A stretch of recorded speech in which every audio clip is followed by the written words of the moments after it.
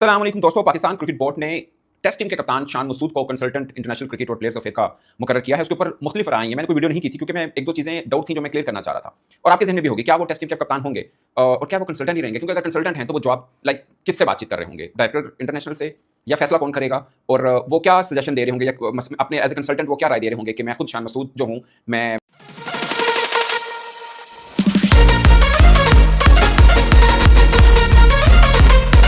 देंगे तो किसको देंगे? सो ये कुछ चीज़ें थी जिसके ऊपर मैं चीज़ें चेक कर रहा था। उनमें से कुछ क्लियर हुई हैं, कुछ अभी भी अभाम का शिकार हैं। वो ज़ाहिर है पाकिस्तान क्रिकेट बोर्ड इसके ऊपर ऑफिशियल कुछ स्टेटमेंट देगा। सबसे पहले ये कि क्या शान मसूद अब टेस्ट टीम से रिटायर, क्रिकेट से रिटायर हो रहे हैं? ऑनेस्टली स्पीकिंग, शान मसूद का इंटरनेशनल क्रिकेट के ऊपर आके संभालना, मैं ज़ाती ये मेरी सनावला की ज़ाती राय है। मुझे लगता है कि कॉम्पिटेंट बंदा है वो। उनकी क्वालिफिकेशन देखें, मतलब लव बरा डरहम यूनिवर्सिटी से उन्होंने इकोनॉमिक्स और स्पोर्ट्स मैनेजमेंट पढ़ी हुई है और इंग्लिश काउंटी के साथ बहुत ज़्यादा कनेक्टेड है। इंटरनेशनल क्रिकेट बाकी बोर्ड्स के साथ मामला अच्छे तरीके से देख सकते हैं, इसमें कोई दो राय नहीं है। और मुझे लगता है कि ठीक है, नॉट बैड चॉइस।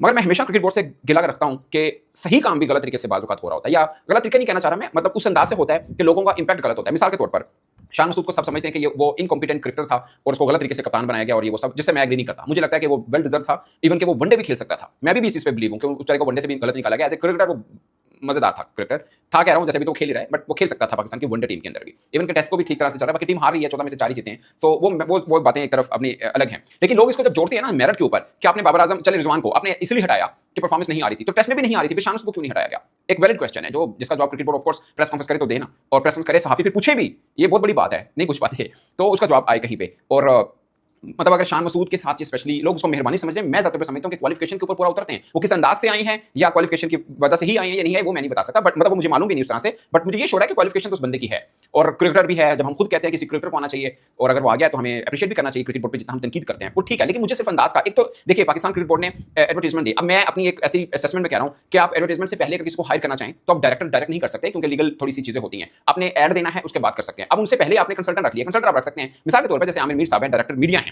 बट वो पहले कंसल्टेंट के तौर पर आए, बाद में उनको डायरेक्टर बना दिया क्या? अदरवाइज तो इश्तिहार दो, इंटरव्यूज हों, बाकी लोग भी हैं, तो फिर लोग आपसे पूछेंगे यार कितने कदावर बंदा आया था, उसके लिए आपने इसको कैसे रख लिया? तो ये चीजें होती हैं। तो आप पहले कंसल्टेंट रखते हैं, वो 2 नवंबर वाला टाइम पीरियड जो भी डेडलाइन है, मतलब सीरीज ड्रॉप करने की, वो पूरी हो जाएगी 8 या 10। मैं ये समझ रहा हूं कि 8 या 10 को फिर वो कह देंगे ठीक है, यही डायरेक्टर इंटरनेशनल क्रिकेट भी हो गए हैं शान मसूद, फॉर एग्जाम्पल।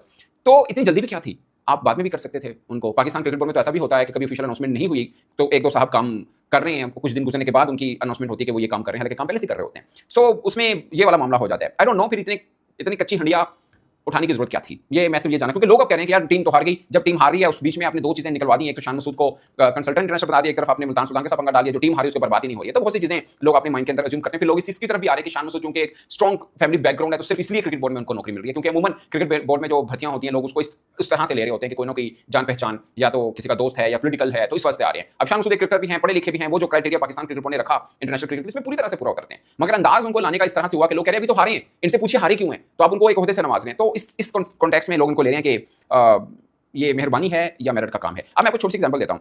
मोहम्मद शाहीन शाफरीदी, आज बहुत से लोग उनको विलन बना रहे हैं कि आपने रिजवान की जगह कप्तान क्यों है। मेरी जाती राय है कि पाकिस्तान क्रिकेट बोर्ड ने शाहीन को जब T20 से हटाया था, तो ये सबसे पहला जो गलत काम क्रिकेट बोर्ड से हुआ था वो यही था। शाहीन अब पाकिस्तान में 2 ही वनडे के अच्छे कप्तान है, एक शाहीन एक रिजवान। क्या जबरदस्त होता कि शाहीन T20 की कप्तानी लेके चल रहे होते अभी तक, और रिजवान वनडे की। मैं एक छोटी सी एग्जांपल दे रहा हूं, अगर किसी को बुरा ना लगे। इस पाकिस्तान क्रिकेट बोर्ड जो नया सेटअप है, कई चीजें हैं जो बहुत खराब हुई हैं। टीम की क्रिकेट की T20 वनडे टेस्ट हर तरह से बुरी है। क्रिकेट बोर्ड की अपनी इमेज की बात करें, PSL के अंदर पंगे हैं, बाकी इंटरनेशनली भी चीजें कुछ ज्यादा क्लियर नहीं है, बेहतर नहीं है, या हम इंप्रूव नहीं कर पा रहे हैं। उसके बावजूद भी ये सेटअप काम कर रहे हैं ना ये सेटअप काम। तो अगर इतनी नाकामियों के बाद इनको चांस दिया जा सकता है, तो रिजवान को क्यों नहीं? हालांकि रिजवान की तो परफॉर्मेंस भी बहुत बेहतर है। मतलब वो ऑस्ट्रेलिया में इतना उन्होंने उनकी टीम जीती। अब देखिए इंडिया इतनी स्ट्रॉन्ग टीम है, जिसकी हम एग्जांपल देते हैं, वो 2-1 से हारे हैं, हम 2-1 से जीते थे। हम साउथ अफ्रीका में व्हाइट वॉश जीते थे, उसके बाद हार हुई है, ऑफ कोर्स खासकर चैंपियंस ट्रॉफी में हुई है। मगर और भी बहुत सी चीजें जो आती हैं, फिर आप ये कहेंगे कि ये फार्मूला अगर रिजवान के साथ लगाते तो बाबर के साथ भी लगाना चाहिए कि उस वक्त भी सिलेक्शन फुली बाबर ने तो नहीं की होगी ना। तो जैसे अब हम कहते हैं कि रिजवान ने फुली नहीं की। सो मेरा ये मानना है कि रिजवान को वर्ल्ड कप 2027 तक का टाइम पीरियड दे देते। अब पीछे आपके पास वर्ल्ड कप 2026 है, सलमान आगा आपका